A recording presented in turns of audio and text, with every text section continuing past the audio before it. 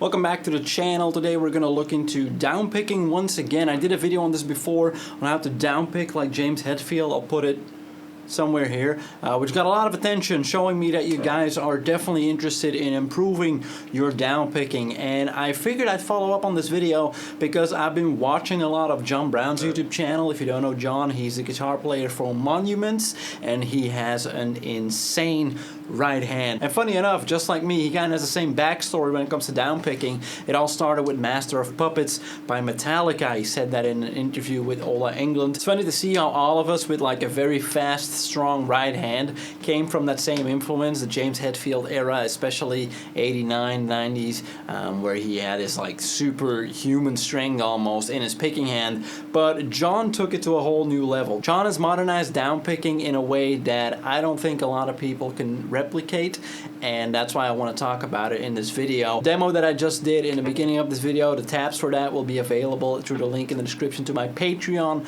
$1 a month, and you get all the tabs, presets, everything I make for my YouTube videos, so make sure to check that out. Where the difference lies between James Hetfield and John Browne, everyone can learn how to downpick fast, especially when it's like there's nothing hard about that. That's pure speed and a little bit of accuracy, but more speed and timing. But when it comes to downpicking with a groove, that's where John really excels. I did, for example, in that demo,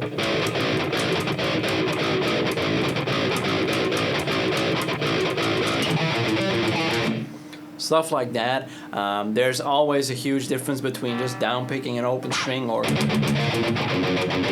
single notes than having to switch between strings like, or that end part.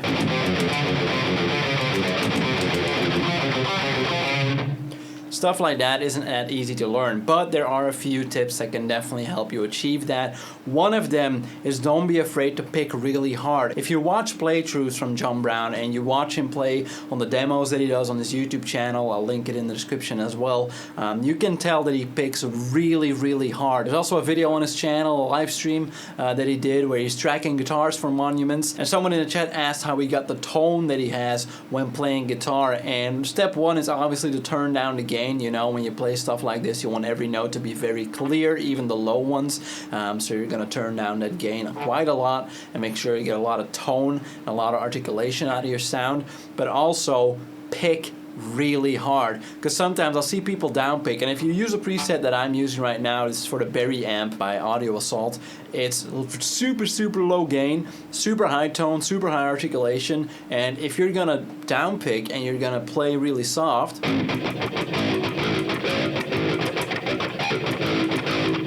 half of the notes are not going to come through. There's no articulation. There's nothing like that. And a lot of people play like that because it is very intensive on your right hand, especially on the wrist and the lower arm, especially when you're practicing, when you're speeding up. That's where it gets really tense for your right hand and your wrist. But what you want to do is you want to practice that, and by default, one thing that I always recommend, start with one string, just your open E or your open A, or if you're on an A string, your open double E, doesn't even matter, but just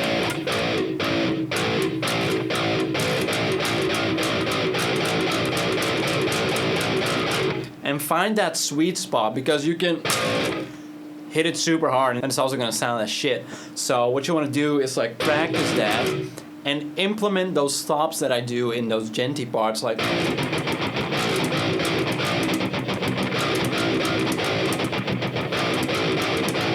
why you do that is because those things require strength with the picking while you're muting. If you're gonna soft pick that, there's no articulation.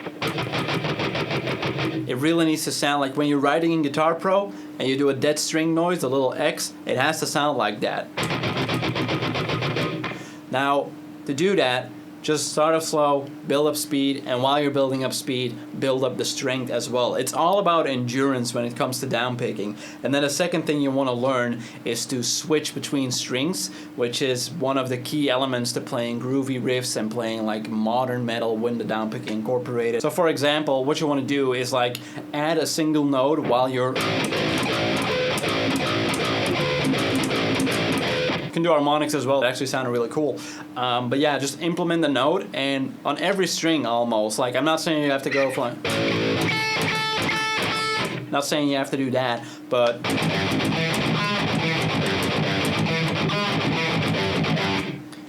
you should at least get the 3 bottom strings of your guitar down when it comes to that type of stuff. Now what you can do is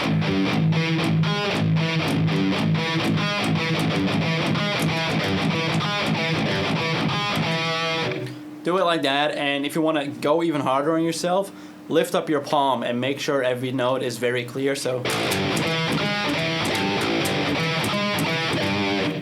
make sure you can accentuate and articulate every note that you're playing, and then just start messing around with melodies, you know. For example, you start off slow with something like that, which alternate picked is very easy to play. And then you just switch that over to down picking. So what you want to do is when you get something like that, make sure you have the notes down so you know exactly where your left hand needs to be. And then switch that alternate picking to down picking.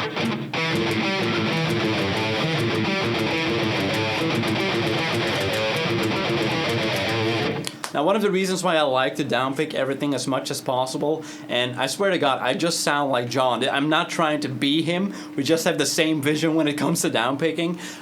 It just sounds more aggressive. It sounds more aggressive. It sounds cleaner. It sounds tighter. A lot of people will tell you that if you learn how to alternate pick really well, it will always sound tighter as downpicking, but those people have never played with another guitar player that knows how to downpick really well. So become that player. Become that downpick guitar player. Now, there's a lot of different things you can do with downpicking, and grooving is only one of them. You can have very intricate riffs, like the final riff I did in that demo, and make it sound way different, because I could have easily done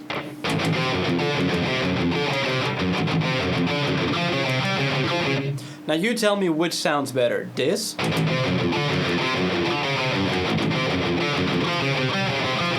or this.